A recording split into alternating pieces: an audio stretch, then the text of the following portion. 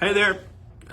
Just wanted to give you a couple of things, a couple of observations from quarantine, from this craziness that we are still wading through. But before I do so, I've talked to a couple different people lately, and I've had a few of them actually say this to me. One of the fallouts from COVID-19 or the 19 or the novel coronavirus, whatever how you want to call it, will be that people have gotten used to watching church online and that they may not come back to church. And like some people are legitimately concerned about that. And I would tell you that that is not going to be the case because you might be able to go online and hear better worship services or hear better sermons or whatever.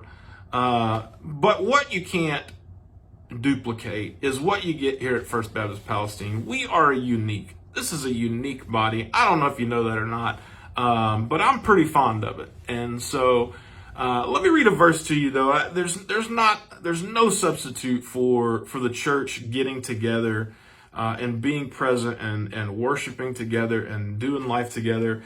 Philippians chapter 1, Paul points this out as he writes to the Christians in Philippi. He says, "I thank my God in all my remembrance of you, always offering prayer with joy in my every prayer for you all, in view of your participation in the gospel from the first day until now. For I am confident of this very thing, that he who began a good work in you will perfect it until the day of Christ Jesus.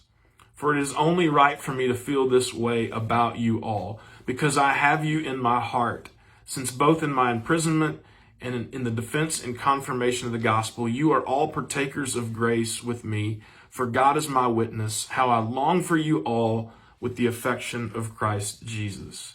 What a beautiful picture of what Paul feels for his fellow believers. And in all seriousness, we miss you, church, so much.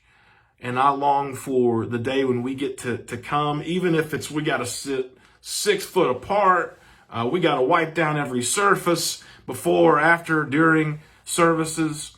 Man, we are ready to be back together. And so don't worry about that, but know the importance. I hope that this time will show you the importance of the church gathering together and doing life together. And so I'm excited about that. Don't fret.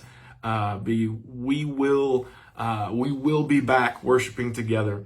Hopefully sooner rather than later. Let me give you just a couple of things that I have picked up on around my house, and just having been indoors with the same people, rarely getting a chance to come up like I am today and leave the house. First thing, I don't know if you've noticed this, but there is so much more trash around our house. I feel like we're changing the trash every 37 minutes. There's so much more trash. And I hope that you're experiencing that, because it is unbelievable to me. As you watch television, every commercial is some company wanting us to know that we are in this together. And I'd just like to not be together with some of these companies. Like it's hard. We get it. We don't need you to tell us how much Subway, how your bread, we're one with you and your bread. We don't care about that.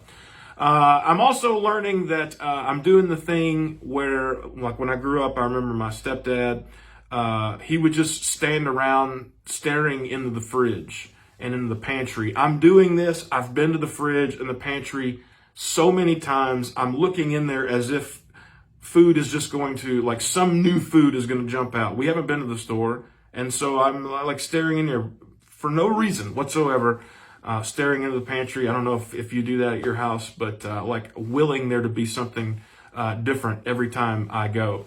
I've also learned that my kids are terrible people during the quarantine, and that is because they just put empty boxes back in this pantry, or they put a milk jug back in the fridge. The boxes are the worst, because like I go in to grab some Cheez-Its or whatever, and there's nothing in there. Fruity Pebbles, there's none of them in there. And these people are driving me crazy. Please throw your empty stuff away. That's all I got. There's so much more trash. I don't understand it. Thank you for putting up with us and for loving us, your staff. And we miss you. We love you. We long for the day when we're back worshiping together. Have a great week.